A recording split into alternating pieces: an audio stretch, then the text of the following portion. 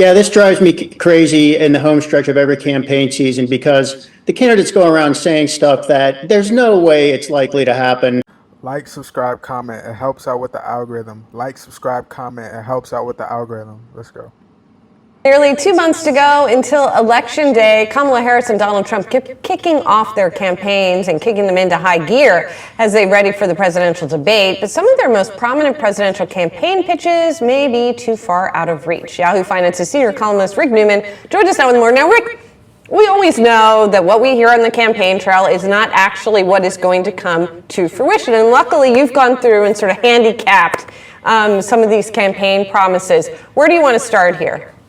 Yeah, this drives me crazy in the home stretch of every campaign season because the candidates go around saying stuff that there's no way it's likely to happen. But, voters listen and they think, wow, sounds like that'd be really cool. So I think one place to start this year is with tax policy. I mean, we are definitely going to see some tax changes, and there's a forcing function here, which is that all of the 2017 tax cuts for individuals expire at the end of 25. So we are going to have a major tax bill, but some of the things the candidates are proposing, I just think have no chance of getting in there. For example, Donald Trump says he wants to eliminate the federal income tax on Social Security payments. Well, that would cost about $170 billion per year in lost revenue to the government, and it could actually make Social Security less stable by just.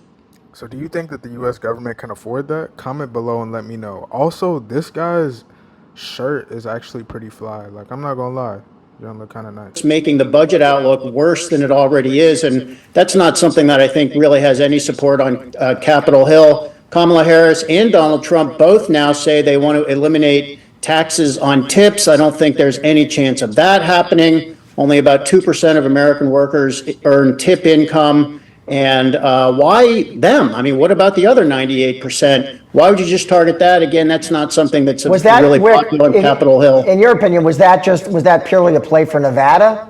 Yes. Yep. That's the end of story there. 350,000 hospitality workers in Nevada, most of them getting tip income. That's they have the highest percentage of workers earning tip income. Tip income? What do they mean by that? What happens in Vegas stays in Vegas? And what do they mean by that, tip income?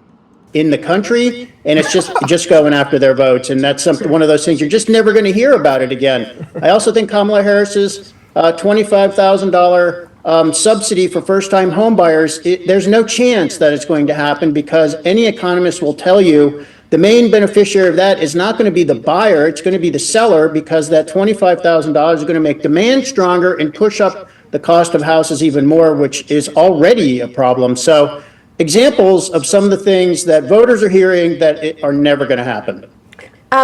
Unrealized capital gains have gotten a lot of attention, particularly among people like us who talk about this stuff.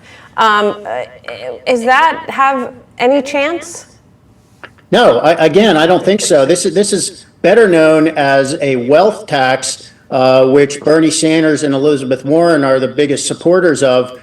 It's not. So this is you have assets that have a value. You haven't sold them and actually gotten the capital gain. The assets, call it, it could be a stock, it could be a painting. It has a value, and the idea is that you would try to figure out a way to tax the value of that thing every year. It's possible. I mean, legal experts vary on this. It's possible, though, that is unconstitutional. You cannot do a wealth tax. It would violate the Constitution. And just the question of whether it's constitutional is a guarantee that there would be legal challenges that would drag on for years. So let's say Congress implemented this. Let's say the Treasury and the IRS started collecting that money, and then 4, 5, 7 years later, it gets to the Supreme Court, and the Supreme Court says, oh, it's unconstitutional. I mean, look at the budget nightmare you've got on your hands. Then you have to give back all this money. We already have taxes on the books that work, and we know they are constitutional. So if you want to raise more money from somebody, the wealthy or whoever, just use the taxes we already have. What about, I got to end here, Rick, the other Harris policy, raising the corporate tax to 28%. Give me the odds on that one. Short history here, it was 35%.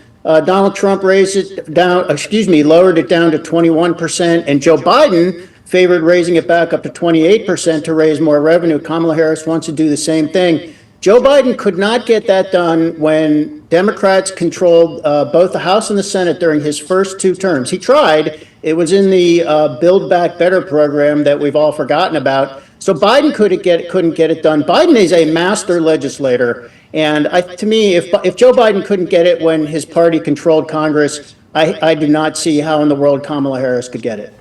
Rick, always love having. Well, we'll see what happens, man. Trump wants to lower it to 15 or 16%, and she wants to get it up to 28. Comment below what you think should happen, especially if you're an entrepreneur. Do you want it to go up to 28% or do you want it to go down to 16%? All right. Thank you for tuning in. Peace.